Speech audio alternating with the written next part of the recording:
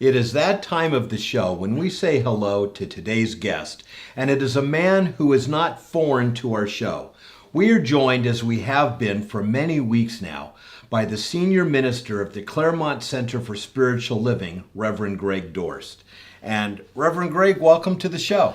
Thank you for having me, Ron. I appreciate this. And after having you do these wonderful but small segments for so many weeks, it seemed appropriate to have you on so that we can really get a better feeling of not only who you are, but what people might find if they were to ever attend the Spiritual Center. And we welcome everyone. Everyone. Everyone. And I know you, so that kind of helps with this interview. You have a fascinating life. I think most people tend to think of anyone that goes into any ministry as one day early in their life just going, I want to be a minister, and then that's what they do. But that wasn't really, you didn't follow quite that direct of a path. I did not, Ron. It had to become clear to me that the spiritual path was actually the appropriate way for me to go. And I tried many different things before reaching that conclusion. And the first thing I tried, of course, was education. And I went into the practice of law as a result of not really knowing where I wanted to go with my educational background. So I thought law school was a great thing to do. Wait, you went into law because you weren't quite sure what you wanted to go into? Well, I knew that I had to continue with my education because of my Bachelor of Science, even though it was from a great institution. It was from the Claremont Men's College, which is now the Claremont McKenna College. And even though I went to a great institution, I knew that I'd have to continue my education and move further, up the ladder. And I chose law school for that. And I thought I wanted to be a lawyer. I really did. And you were a lawyer. I was a lawyer for quite some time, and I enjoyed it. While I was doing it, I really, really enjoyed it. I was a trial lawyer. I started with the district attorney's office in the county of San Bernardino. Had many trials while I was with the DA's office. Moved off into private practice. Did some criminal defense work while in private practice, as well as some civil work. How long were you in private practice for? I was in private practice for 8 years. Wow. Mm-hmm. So when you were ready to make the change, it wasn't because you weren't cutting it in private practice. If you made it 8 years, you were obviously doing very well. So what caused that next shift in your career?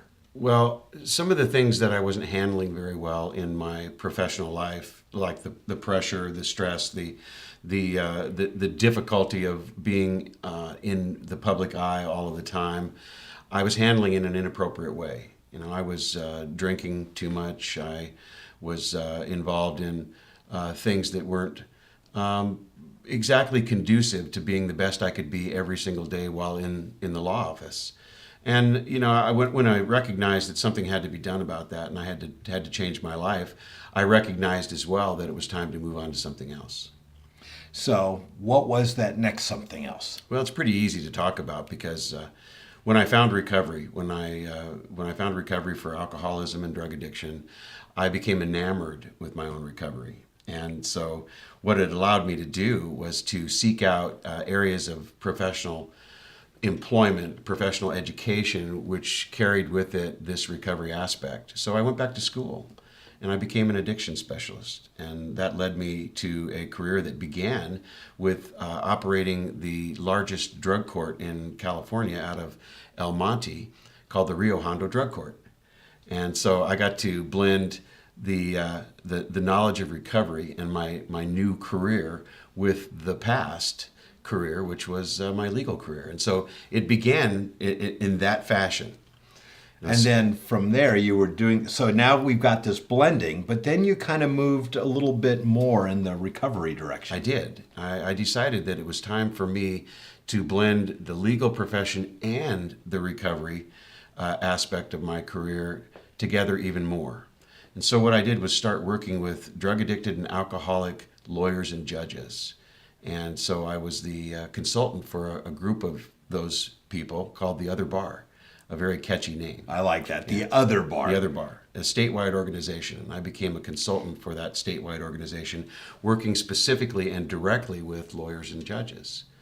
So that led me to some considerable visibility wherein I was eventually tabbed to be the Chief Executive Officer of Social Science Services, Inc., which operates Cedar House and Maple House and does a lot of work in the mental health and substance use disorder industry. So, and I'm familiar with Cedar House. They're right here in our backyard. Yeah, they are.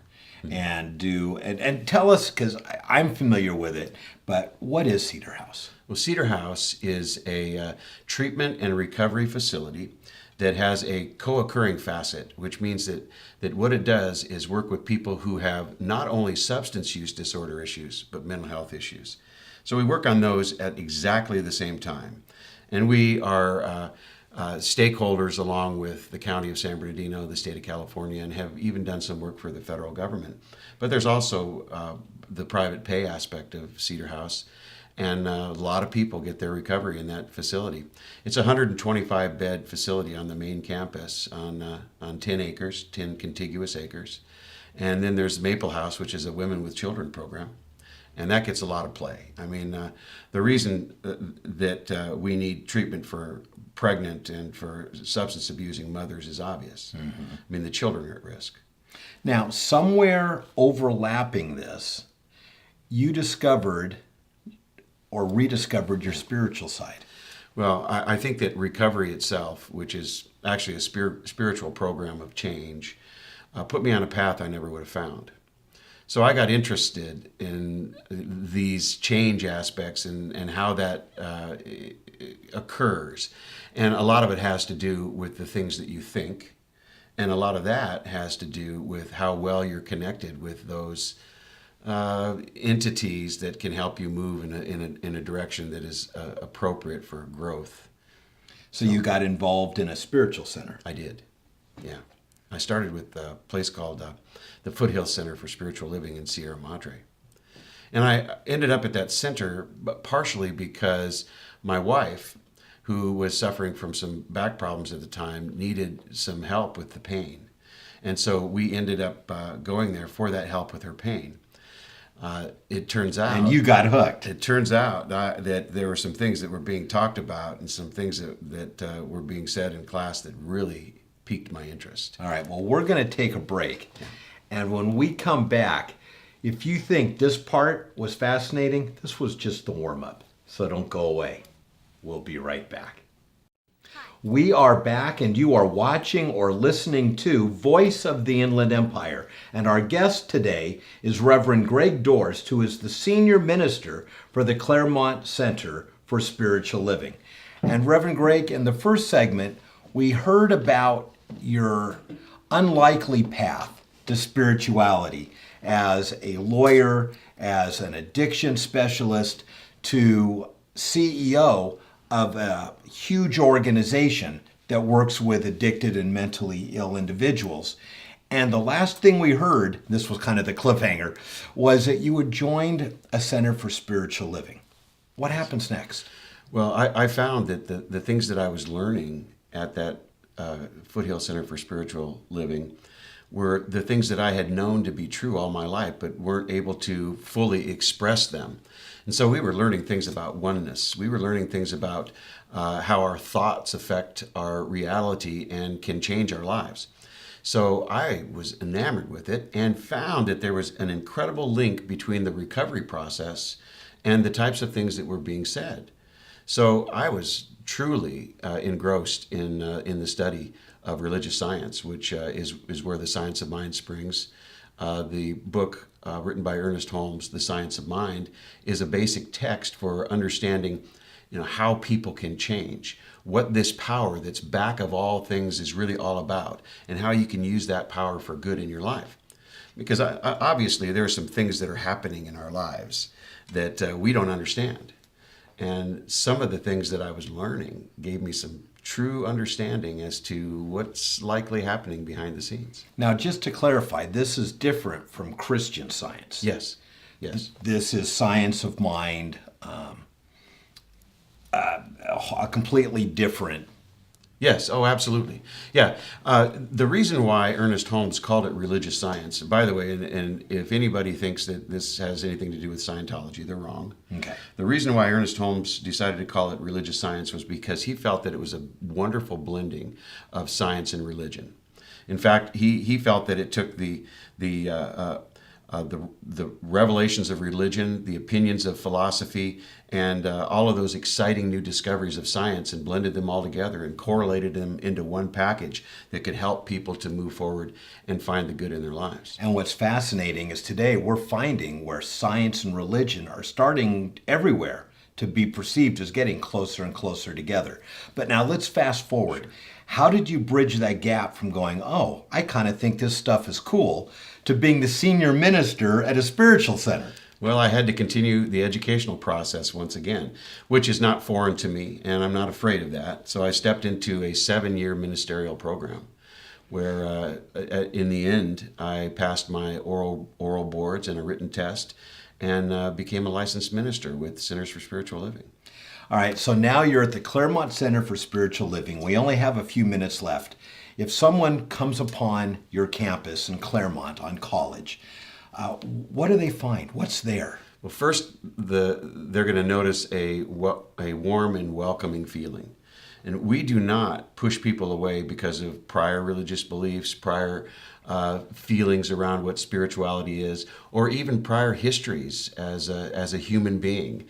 And we recognize that if they need change, they need to change in their lives, they can find it at the Claremont Center for Spiritual Living. If they want connection with not only people, but with their source, with a higher power, with something that they know is back of all things, if they want a harmonious relationship with God, if they want to know how to utilize that relationship in a way that helps them in their own relationships at home, helps them in their career, helps them to become more creative, then the Claremont Center for Spiritual Living is that place. And not only do you have services on Sundays, as most people would probably expect, but you've got classes. You have a Wednesday night experience that is wonderful as well. That's not quite as traditional a service as what people might expect. It's a little bit different, and it's fun. It is fun. And we bring in people not only from our own congregation to speak on things that matter to them, but we bring in some outside people to talk about really exciting and new things that are happening. So Wednesday night service is a great service to start with. Starts at 7 o'clock. And our Sunday service is magnificent in our sanctuary. We have beautiful music. We have a wonderful message, and it's just a great time. And that begins at 10:30 in the morning on Sundays. And I always show up 30 minutes early. Yeah. At 10 a.m. is a wonderful meditation every week. And what a great way to start my Sunday. Well, actually, my first cup of coffee is the great way to start my Sunday. But the meditation is second best to that. Well, I know that you really cherish those moments where you can get centered and you can absolutely find that spiritual place within you. And so, what you found there is absolutely representative of what others can too. And so thank you for this opportunity, Ron. All right, love it. And I hope people will come out and just come out for a visit or check them out online, ClaremontCSL.org. Is that right? Yeah, ClaremontCSL.org, and you'll find all the information you need. Reverend Greg, thank you for joining us, and don't go away. We will be right back.